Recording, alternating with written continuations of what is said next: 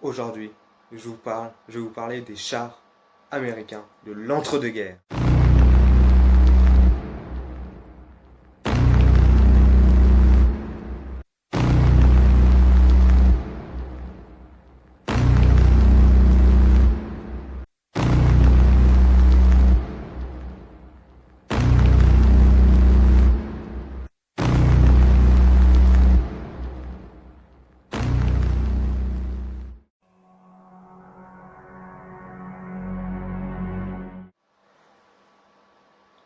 L'armée américaine était constituée de chars français, les derniers Renault FT, les Renault FT de 1917, donc les Renault FT-17, et les chars britanniques, les Mark V ou les MK5, ça va dépendre. Bon, on va commencer. Je vais commencer par le Skeleton Tank que je vais vous mettre juste là. Un char qui ressemblait pas à grand chose.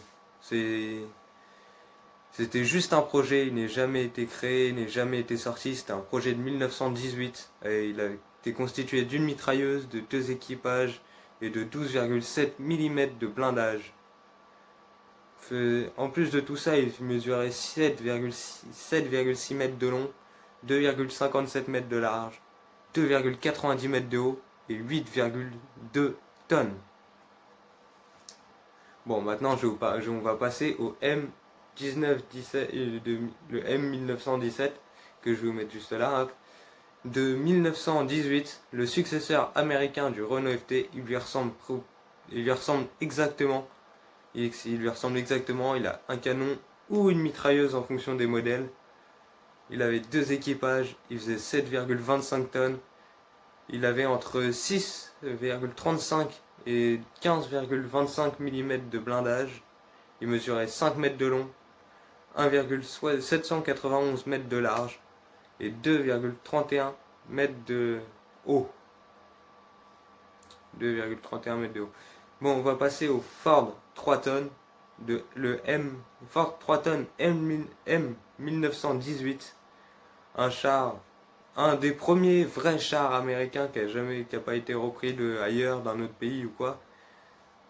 C'est vraiment l'un des premiers chars américains. Il avait une mitrailleuse de 7,62 mètres une mitrailleuse de 7,62 mm de canon, enfin c'est une mitrailleuse avec un canon de 7,62. Deux équipages, il mesurait 3 tonnes, il faisait 3 tonnes, d'où le 3 tonnes dans le titre. Il mesurait 4,3 mètres de long, 1,8 mètre de large et 1,8 mètre de haut. Bon, je n'ai pas trouvé de choses sur le...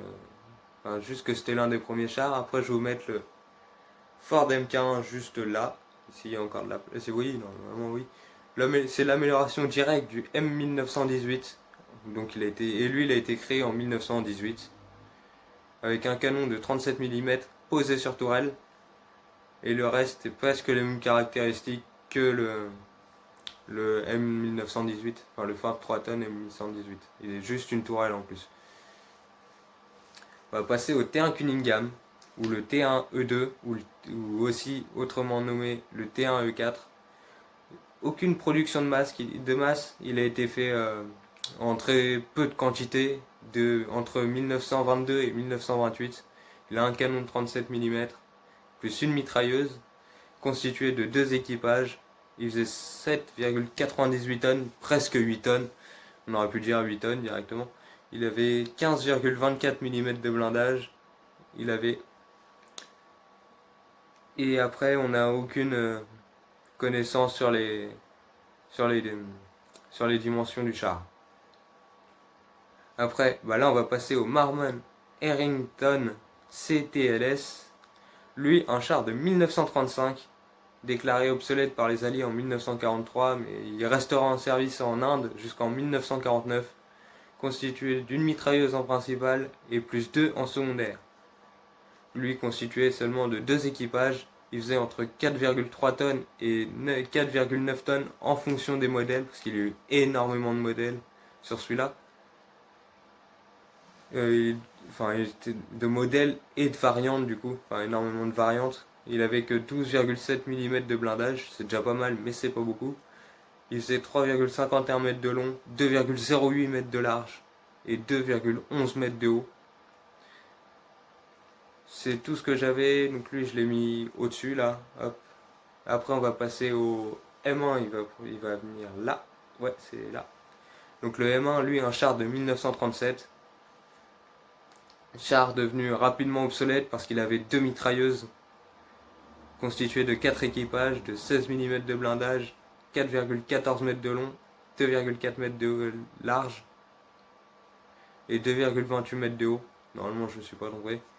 On va passer au M2, lui du coup qui a remplacé le M1 très vite parce qu'il y a eu énormément de demandes. C'était un char révolutionnaire, il y a eu énormément de demandes après la guerre d'Espagne. Donc ils ont pu en créer en masse énormément. Il était aussi nommé le M2A4. Et du coup, lui, il avait un canon de 37 mm, c'est déjà pas mal pour cette époque. Il avait 5 mitrailleuses pour 4 équipages. Il faisait 11,6 tonnes. Il avait entre 13 et 51 mm de blindage. Il faisait 4,43 m de long, 2,47 m de large et 2,65 m de haut. Sur ceci, je vais vous dire à la prochaine. Et la prochaine fois, on va certainement passer aux chars soviétiques. Allez, salut!